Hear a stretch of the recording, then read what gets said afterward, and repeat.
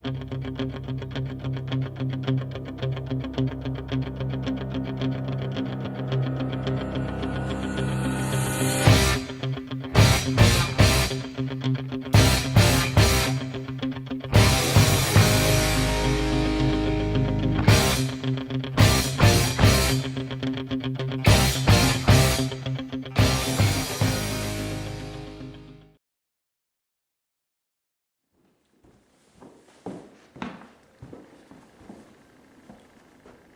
be or not to be, that is the question.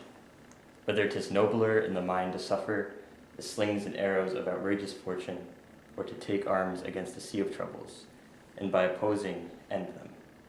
To die, to sleep, no more, and by a sleep to say we end the heartache and the thousand natural shocks, that flesh is heir to. For in that sleep of death, what dreams may come, when we have shuffled off this mortal coil, must give us pause.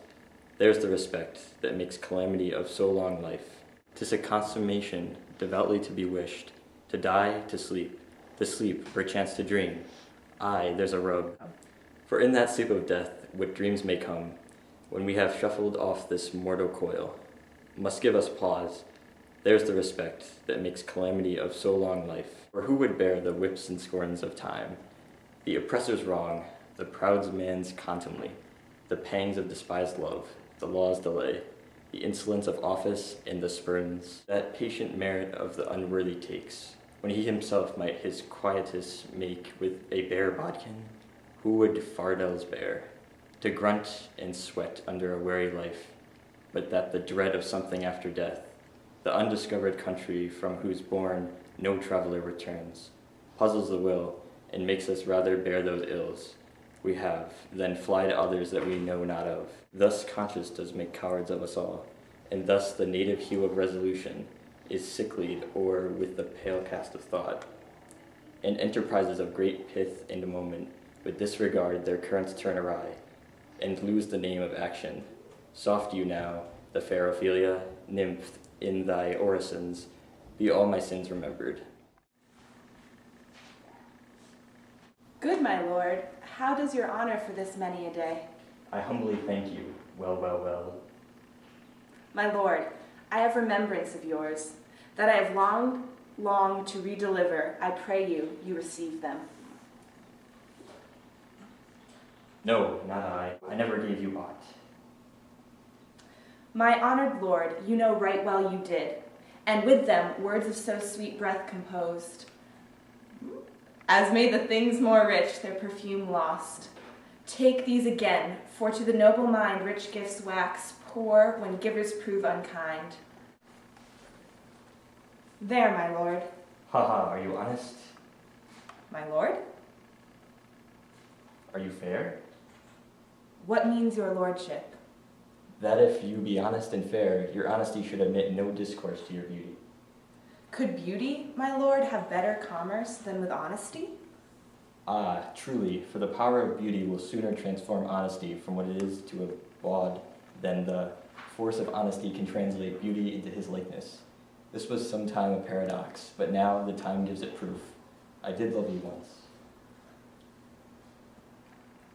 Indeed, my lord, you made me believe so. You should not have believed me, for virtue cannot so inoculate our old stock, but we shall relish of it. I loved you not. I was the more deceived. Get thee to a nunnery. Why wouldst thou be a breeder of sinners? I am myself indifferent honest, but yet I could accuse me of such things that it were better my mother had not borne me. I am very proud, revengeful, ambitious, with more offenses at my back than I have thoughts to put them in, imagination to give them shape, or time to act them in. What should fellows as I do, crawling between earth and heaven? We are errant knaves. Believe none of us. Go thy ways to a nunnery. Where is your father? At home, my lord. Let the doors be shut upon him, that he may play the fool, nowhere but in his own house. Farewell. Oh, help him, you sweet heavens! If thou dost marry, I'll give thee this plague for thy dowry. Be thou as chaste as ice, as pure as snow, thou shalt not escape calumny. Get thee to a nunnery, go, farewell, or if thou wilt needs, marry, Marry a fool, for wise men know well enough what monsters you make of them. To a nunnery go, and quickly too. Farewell. O heavenly powers, restore him! I have heard of your paintings too. Well enough. God has given you one face, and you make yourselves another. You jig, you amble, and you lisp, and nickname God's creatures, and make your wantonness your ignorance. Go to. I'll no more on it. It hath made me mad. I say we will have no more marriages. Those that are married already, all but one shall live. The rest shall keep as they are. To a nunnery, go. Oh, what a noble mind is here overthrown. The courtiers, soldiers, scholars, aye. Tongue, sword, the expectancy and rose of their fair state, the glass of a fashion and the mold of form, the observed of all observers quite down. And I, of ladies most deject and wretched, that sucked the honey of his music vows, now see that noble and most sovereign reason, like sweet bells jangled, out of tune and harsh, that unmatched form and feature blown youth, blasted with ecstasy, oh, woe is me, to have seen what I have seen, see what I see.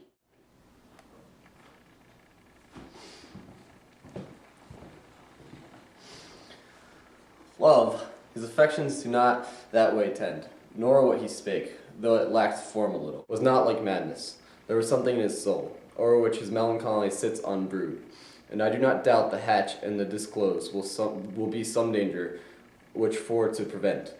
I have in quick determination thus set it down, he shall with speed to England. There is a play tonight before the king. One scene of it comes near the circumstance which I have told thee of my father's death. I pray thee, when thou seest that act afoot, even with the very comment of thy soul, observe mine uncle, if his occulted guilt does not itself unkennel in one speech, it is a damned ghost that we have seen, and my imaginations are as foul as Vulcan's stithy. Give him heedful note, for I mine eyes will rivet to his face, and after we will both our judgments join in censure of his seeming. Well, my lord, if he steal aught the whilst this play is playing, and scape detecting, I will pay the theft. They are coming to the play. I must be idle. Get you a place.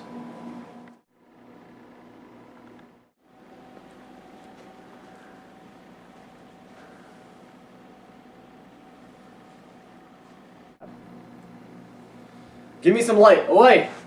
Lights, lights, lights! Good Horatio, I'll take the ghost's word for £1,000. Didst perceive? Very well, my lord. Upon the talk of the poisoning. I did very well know him. Ah, come some music, come the recorders.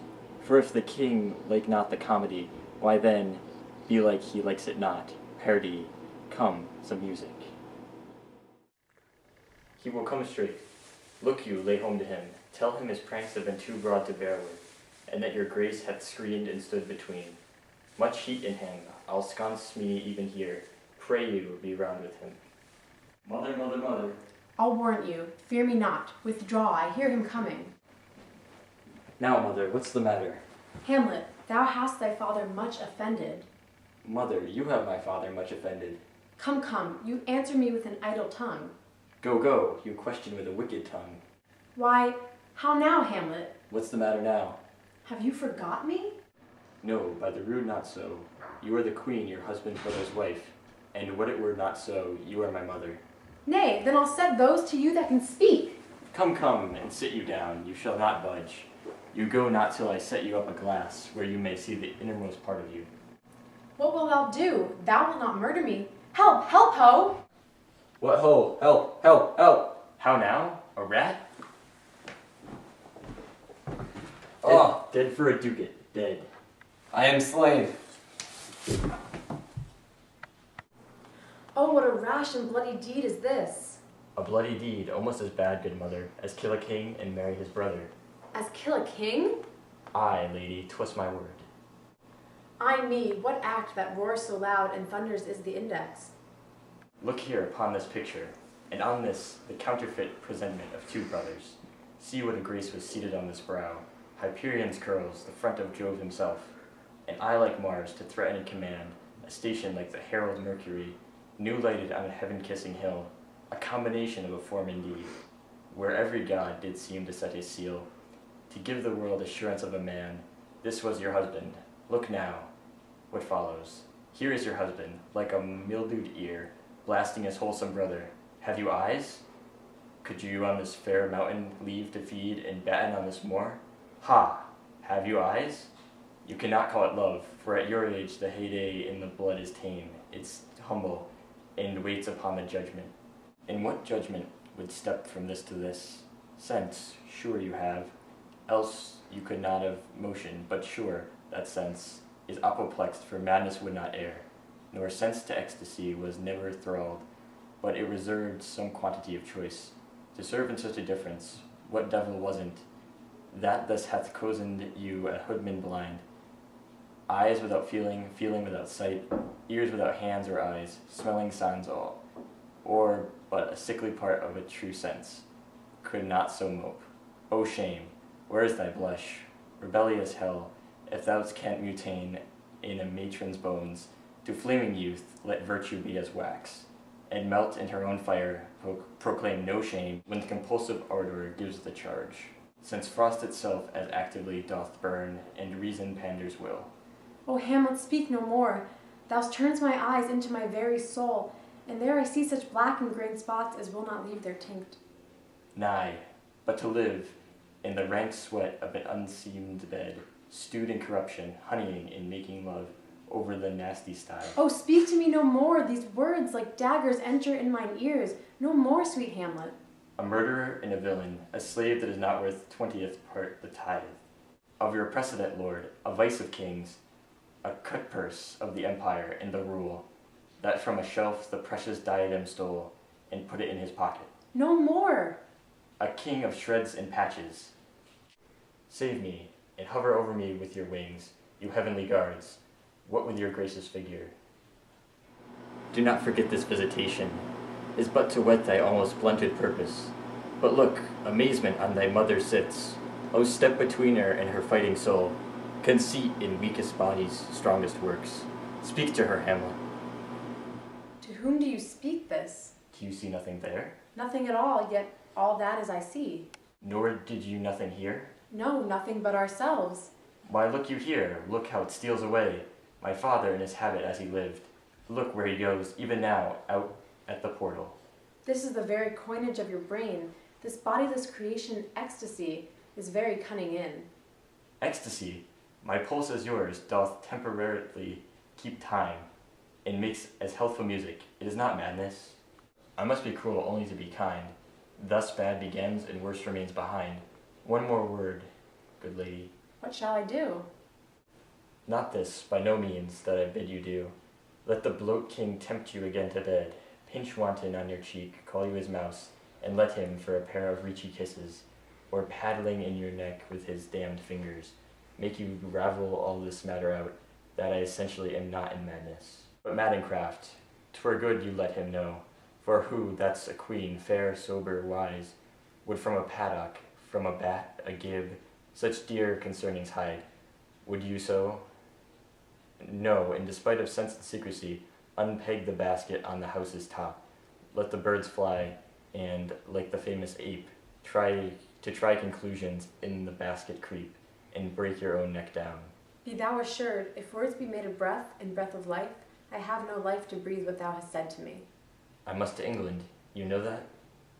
Alack, I had forgot, 'tis so concluded on.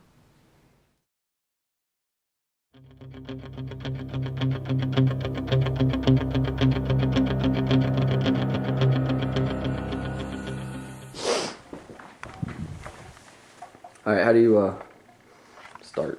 There's a big button.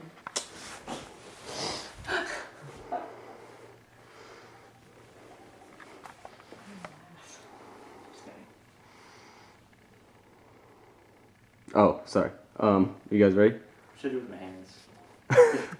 Oh, is this the same when he like gropes you? Ready? Ready, set. Oh, am I actually falling? Yeah. Oh, this is gonna hurt. Just gently fall. Ready, set. Perfect. That was really good, actually. Oh, good Horatio. That unmatched form and feature of blown youth. Blown youth. Blown youth. And you were That's like worried. how funny it was when I